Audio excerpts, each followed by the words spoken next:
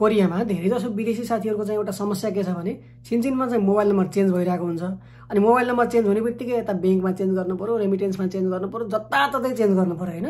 अनि चेन्ज गर्नको लागि फेरि ब्याङ्क भिजिट गर्ने फुर्सद खासै हुँदैन। अब के गर्ने त यस्तो अवस्थामा?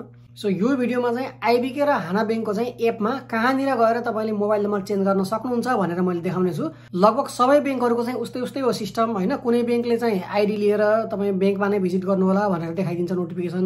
कुनै ब्याङ्कको चाहिँ एप मार्फत नै तपाईँको चेन्ज गर्न मिल्ने पनि हुन्छ हैन। अब यो हाना ब्याङ्कको चाहिँ चेन्ज गर्न मिल्छ त्यो चाहिँ मलाई कन्फर्म थाहा छ हैन।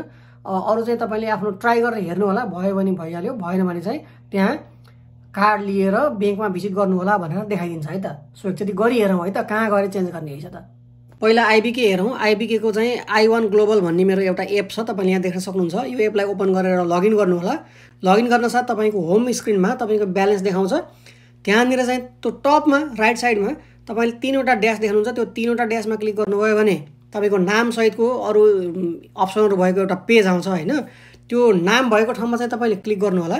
नाम भएको ठाउँमा क्लिक गरेपछि अब चाहिँ तपाईँको पर्सनल डिटेल्स आयो। सबभन्दा तल हेर्नुभयो भने यहाँ एडिट भन्ने एउटा अप्सन छ। यो एडिट भन्ने अप्सनमा अब चाहिँ तपाईँले मोबाइल नम्बर, इमेल एड्रेस, तपाईँको चाहिँ कम्पनीको एड्रेस भएको ठाउँ देख्न सक्नुहुन्छ। मोबाइल नम्बर चेन्ज गर्नको लागि त्यहाँ मोबाइल नम्बर पनि लेखेको छ। तपाईँको त्यो साइडमा चेन्ज भन्ने अप्सन देख्नुहुन्छ।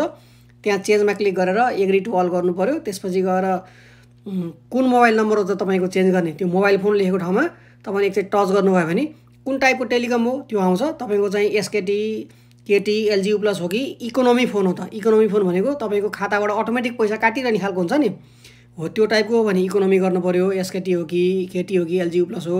तपाईँले महिनै पछि चाहिँ 10,000 को रिचार्ज कार्ड किनेर गर्नुहुन्छ भने त्यो बेलामा चाहिँ एसकेटी, केटी, एलजियू प्लस 3टा मध्ये एउटा चुज गर्नु पर्यो हैन त। त्यो चुज गरेपछि इन्टर मोबाइल नम्बर भनेको ठाउँमा मोबाइल नम्बर राख्नु पर्यो। सेन्ड अथेन्टिकेसन कोड भनेको ठाउँमा चाहिँ क्लिक गर्नुभयो भने तपाईँको मोबाइलमा अथेन्टिकेसन कोड एउटा एसएमएस आउँछ। त्यो कोड चाहिँ इन्टर गरिसकेपछि अब तपाईँको मोबाइल नम्बर चेन्ज हुन्छ है त।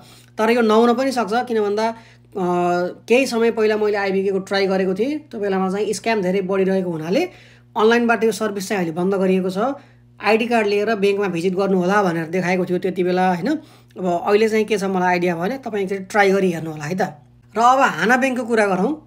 हाना ब्याङ्कको लागि पनि म हाना ब्याङ्कको चाहिँ एप खोलेँ पहिला। हाना 1Q भन्ने एप छ। यो कोरियन ल्याङ्ग्वेजमा छ। तपाईँहरूले चाहिँ इङ्ग्लिसमा पनि डाउनलोड गर्न सक्नुहुनेछ आफ्नो मोबाइलमा एप स्टोर अथवा प्ले स्टोरबाट। त्यो एपलाई ओपन गर्नु होला। ओपन गरेर लगइन गर्नु होला। लगइन गरेपछि यहाँ पनि आइगो जस्तै उस्तै हो। यहाँ माथिपट्टि नाम आएको छ। यो नाममा क्लिक गर्नु होला। नाममा क्लिक गरेपछि अब फेरि तल केइन, छङ्बु, छोए, फेनग्याङ भन्ने एउटा अप्सन छ। त्यो अप्सनमा क्लिक गर्नु होला। त्यहाँ क्लिक गरेपछि अब फेरि तपाईँले चाहिँ फेनग्याङ भन्ने देख्नुहुन्छ। त्यो फेनग्याङमा क्लिक गर्नुभयो भने फेरि आइगो जस्तै हो।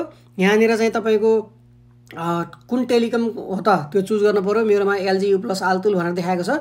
त्यहाँ टच गर्नुभयो भने अरू अप्सनहरू पनि छन्। अघि मैले भने जस्तै महिनाको मानन कार्ड किनेर रिचार्ज गर्ने हो भने एसकेटी, केटी, एलजियू प्लस मध्ये एउटा, अथवा तपाईँको चाहिँ खाताबाट अटोमेटिक पैसा गइराखेको छ भने त्यो बेलामा चाहिँ आल्तुल है त। त्यसरी चुज गरेर अब चाहिँ तपाईँले नयाँ मोबाइल नम्बर यहाँ इन्टर गरेपछि यहाँ पनि अहिलेको जस्तै आइबीके को जस्तै कोड राख्ने ठाउँ आउँछ। त्यो कोड चाहिँ तपाईँले इन्टर गरिसकेपछि अब भेरिफाई हुन्छ र तपाईँको चाहिँ मोबाइल नम्बर चेन्ज हुन्छ है त।